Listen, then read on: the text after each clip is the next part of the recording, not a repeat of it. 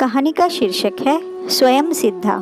रितिका ने अभी तो चैन की सांस ली थी कि दरवाजे की घंटी बजने लगी। उसने उठने में थोड़ी देर क्या हुई, इतने में 3-4 बार घंटी बज गई। वहां पहुंच उसने देखा कि उसकी सहेली रूपा सामने खड़ी है। वो खुश होते हुए बोली, अरे इधर का रास्ता कैसे भूल गई, कितने दिनों बाद आज आई है। रूपा अंदर आते हुए बोली, स्कूल से सीधे आ रही हूँ, बेटे को छोड़ने की जिम्मेदारी भी तो अब मेरे ही है ना। रितिका ने पूछा, चाय तो पिएगी ना, और किचन में जा 2 कप चाय बना लाई। रूपा ने चाय का घूंट लेते हुए रितिका से अपना दुखड़ा रोना शुरू कर दिया। एक रितिका ही तो थी जो सब चुपचाप सुन उसे ढाढ़स बंधाती थी।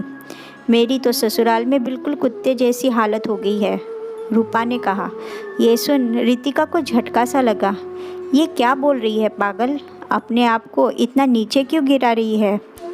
तो क्या करूं, तुम ही बोलो।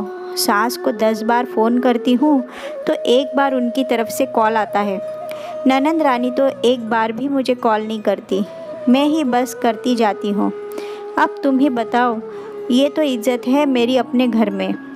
रितिका, तो मत करो इतना फ़ोन, कभी कभी करो, रूपा ने बोला।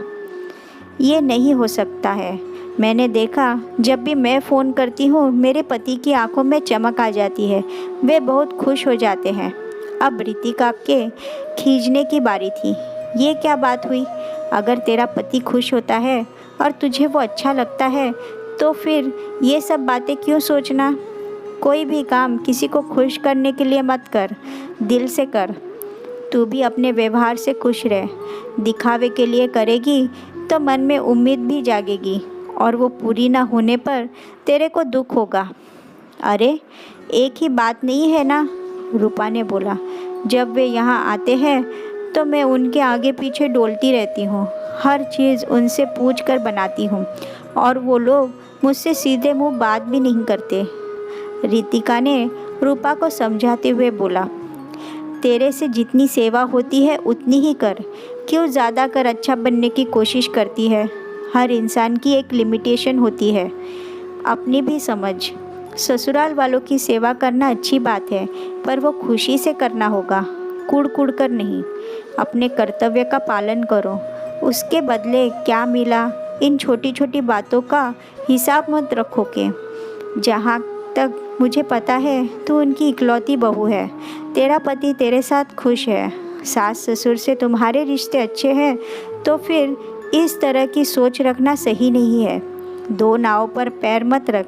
संसार में कोई भी इंसान 100% संतुष्ट नहीं हो सकता। 15 साल की शादी के बाद तुझ में इतना कम आत्मविश्वास क्यों है। आज तक तू उनकी मर्जी करती आई, तो अब उन्हें भी अपनी मर्जी बताना। काम का बोझ ज़्यादा हो तो उनके आने पर अलग से हेल्पर रख ले। परिवार की गाड़ी में सभी पहियों की आवश्यकता होती, कोई कम या ज़्यादा नहीं। पहले तो ये बात अपने भेजे में घुसा, फिर बातों को पकड़ना बंद कर। तुझे भी पता है कि इस दुनिया में वे तेरे सबसे अपने हैं, जैसे तुम दोनों उनके। इस सत्य को स्वीकार करो और वर्तमान में जीना सीख। शिकायतों की जगह ये यादें रख कि कब कब उन्होंने तुम्हें सपोर्ट किया, तेरे हित के लिए फैसले लिए।